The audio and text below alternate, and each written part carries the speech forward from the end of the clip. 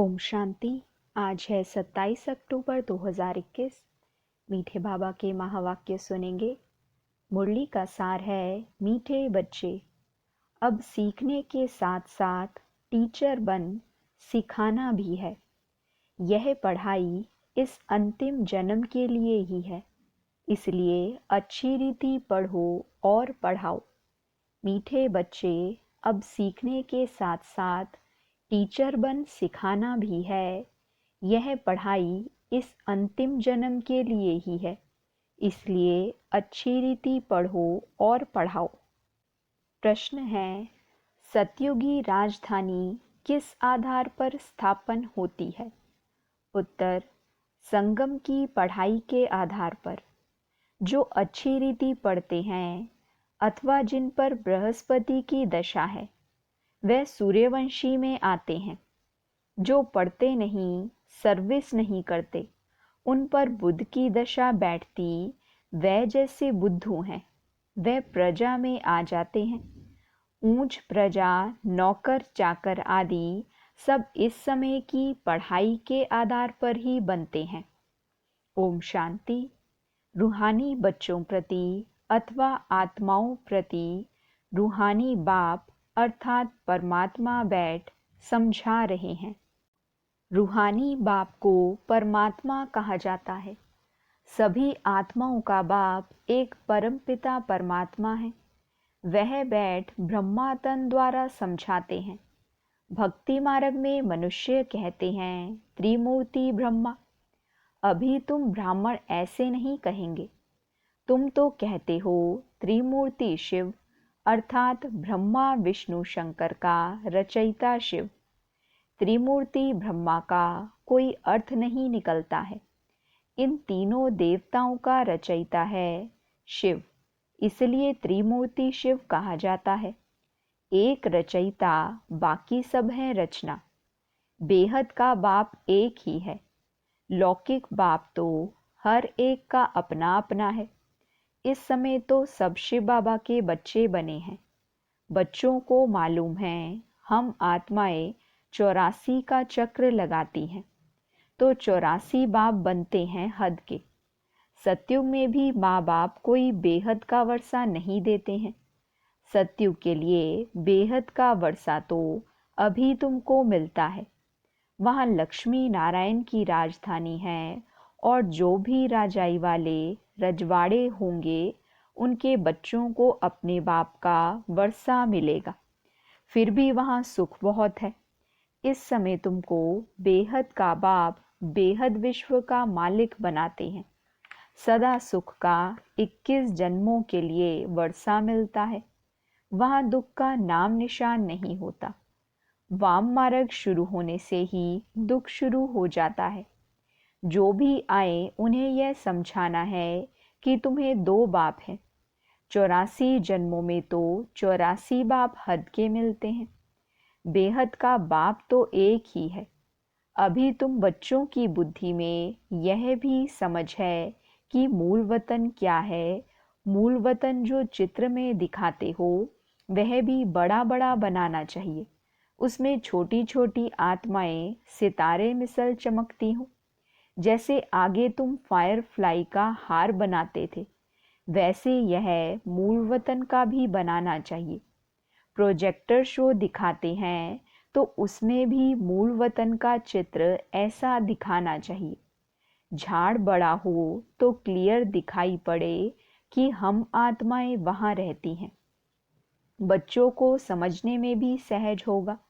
यह है बेहद का बाबा जो ब्रह्मा द्वारा दैवी संप्रदाय की स्थापना कर रहे हैं। तुम अभी ब्राह्मण हो, फिर दैवी गुणों वाले देवता बनेंगे।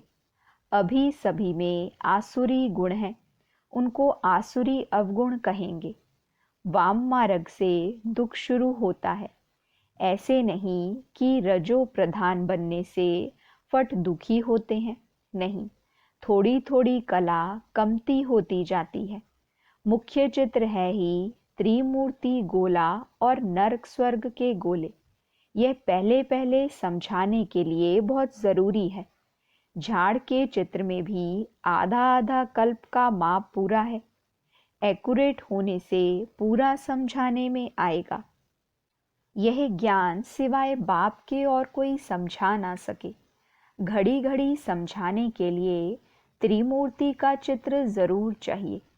यह है निराकार बेहद का बाप जिसको सब याद करते हैं। आत्मा जानती है वह हमारा बेहद का बाप है। उनको दुख में सब याद करते हैं। सतयुग में याद करने की दरकार ही नहीं। वह तो है ही सुखधाम। देवताएं ही पुनर्जन्म लेते आए हैं, यह भी किसी को पता नहीं। तुम जानते हो सतो प्रधान से फिर हम कैसे सतो रजो तमो में आते हैं। आत्मा में खाद पड़ती जाती है। तुम्हारी आत्मा जानती है कि हमको 84 जन्मों का पाठ बजाना है। वह एक्यूरेट हमारी आत्मा में नूंद है। कितनी छोटी सी आत्मा में पाठ सारा नूंदा हुआ है। यह है गुह्ये ते गुह्ये समझने की बातें। कोई भी मनुष्य मात्र सन्यासी उदासी आदि की बुद्धि में यह बातें आ नहीं सकती। भल नाटक कहते हैं, नाटक को ड्रामा नहीं कहा जाता। यह ड्रामा है।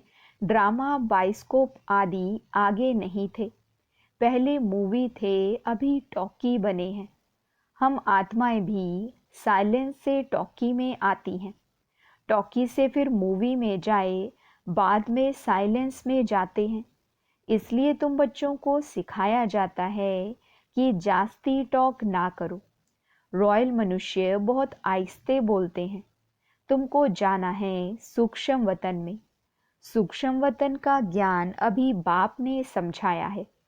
यह है टॉकी दुनिया, वह है मूवी। वहाँ ईश्वर से बातचीत चलती है। वहाँ सफ़ेद लाइट का रूप है, आवाज़ नहीं। वहाँ की मूवी भाषा एक दो में समझ जाते हैं। तो अभी तुमको जाना है साइलेंस में वाया मूवी। बाप कहते हैं मुझे पहले पहले सूक्ष्म सृष्टि रचनी पड़े, फिर पीछे स्थूल। गाया भी जाता है मूल वतन सूक्ष्म स्थूल। मनुष्यों को यह भी पता नहीं कि ब्रह्मा विष्णु शंकर सूक्ष्म वतन वासी हैं। वहाँ कोई दुनिया नहीं है। सिर्फ ब्रह्मा विष्णु शंकर देखने में आते हैं। विष्णु 4 भुजा वाला देखते हो, इससे सिद्ध है प्रवृत्ति मार्ग है। सन्यासियों का है निवृत्ति मार्ग। यह भी ड्रामा है जिसका वर्णन करके बाप समझाते हैं। मुख्य बात तो बाप कहते हैं मन मना भव। बाकी है डिटेल, वह समझने में टाइम लगता है। नटशेल में है बीज और झाड़। बीज को देखने से सारा झाड़ बुद्धि में आ जाता है। बाप बीज रूप है, उनको इस झाड़ का और सृष्टि के चक्र का सारा नॉलेज है। समझाने के लिए सृष्टि चक्र अलग है, झाड़ अलग है। झाड़ में यह सब चित्र दिए हैं। कोई भी धर्म वाले को दिखाया जाए तो समझ सकते हैं। हम स्वर्ग में तो आ नहीं सकते। भारत जब प्राचीन है तो सिर्फ देवी देवताएं ही थे, बाकी सब शांति धाम में रहते हैं। तुम बीज और झाड़ दोनों को जानते हो। बीज ऊपर में है जिसको वृक्षपति कहते हैं।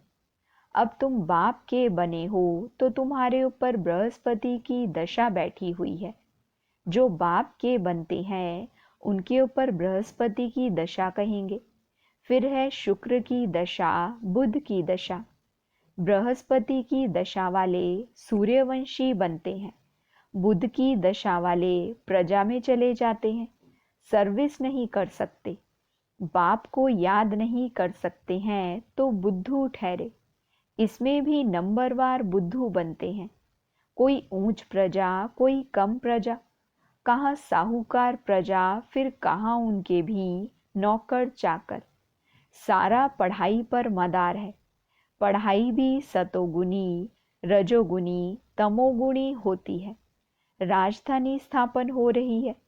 जो होशियार हैं वे बाप की याद में भी रहते हैं।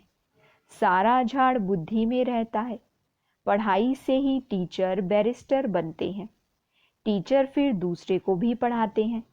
पढ़ते तो सब हैं, एक ही पढ़ाई है, फिर कोई तो पढ़कर ऊंच चढ़ जाते हैं, कोई फिर वहाँ ही टीचर बन जाते हैं। जो सीखे हैं वह पढ़ाते हैं। अभी तुम भी पढ़ते हो, कोई तो पढ़ते पढ़ते टीचर बन जाते हैं। खुद कहते हैं टीचर का काम है आप समान टीचर बनाना। टीचर नहीं बनेंगे तो औरों का कल्याण कैसे करेंगे? टाइम थोड़ा है, जब तक विनाश हो तब तक सीखते रहेंगे, फिर तो सीखना बंद हो जाएगा। फिर बाबा 5000 वर्ष बाद आकर सिखलाएंगे। यह पढ़ाई कोई सैकड़ों वर्ष नहीं चलने वाली है। यह तो है ही इस अंतिम जन्म के लिए पढ़ाई। पढ़ना और पढ़ाना है। सब तो टीचर नहीं बन सकते हैं। अगर सब टीचर बन जाएं फिर तो बहुत ऊंच पद पा लें। नंबरवार तो होते ही हैं। पहले पहले कोई को भी दो बाप का परिचय दो, चित्र होने से अच्छा समझेंगे। त्रिमूर्ति का चित्र तो जरूर साथ होना चाहिए। यह शिव बाबा, यह प्रजापिता ब्रह्मा, सभी का ग्रेट ग्रेट ग्रैंडफादर तो जरूर पहले आया होगा ना। सबसे आगे है ब्रह्मा। अभी रचना रच रहे हैं। अभी तुम ब्राह्मण बने हो, फिर ब्राह्मण ही देवता बनेंगे। ब्राह्मणों का झाड़ छोटा है, देवताएं थोड़े होते हैं, फिर बाद में वृद्धि को पाते जाते हैं। यह तुम्हारा नया झाड़ स्थापन हो रहा है। वह और धर्म वाली आत्माएं तो ऊपर से आती हैं पाट बजाने, गिरने की बात नहीं है। यहाँ तो तुम्हारा नया झाड़ स्थापन होता है। माया भी सामने है। तुमको तमो प्रधान से सतो प्रधान बनना ही है। ट्रांसफर होना है, क्योंकि दुनिया बदल रही है, इसलिए मेहनत होती है। देवी देवता धर्म की यहाँ संगम युग पर स्थापना होती है। तुम यह भी बतलाते हो कि सतयुग कितने वर्ष का है। सतयुग से फिर कलयुग कैसे बनता है? कलयुग में तमो प्रधान तो होना ही है। तमो प्रधान हो तब तो फिर सतो प्रधान बने। तुम सतो प्रधान थे, फिर खाद पड़ती गई है। अभी भल कोई नई आत्मा 2-3 जन्म ले तो भी झट खाद पड़ जाती है। उनमें ही सुख है, उनमें ही दुख भोगती है। कोई एक जन्म भी होता है, जब आना बंद हो जाएगा तब विनाश होगा। फिर सभी आत्माओं को वापस जाना होगा। पाप आत्माएं और पुण्य आत्माएं इकट्ठी जाती हैं, फिर पुण्य आत्माएं नीचे उतरती हैं। संगम पर सारी बदली होती है। तो बच्चों को सारा ड्रामा बुद्धि में रखना चाहिए। बाप के पास यह सारी नॉलेज है ना। कहते हैं मैं आकर सृष्टि चक्र के आदि मध्य अंत का राज समझाता हूँ। भक्ति मार्ग में थोड़े ही ये ज्ञान सुनाता हूँ। भगत याद करते हैं तो उनको साक्षात्कार कराता हूँ। भक्ति मार्ग शुरू होता है तब मेरा भी पाठ शुरू होता है। सत्युग त्रेता में मैं वानप्रस्थ में रहता हूँ। बच्चों को सुख में भेज दिया, बाकी क्या। मैं वानप्रस्थ लेता हूँ।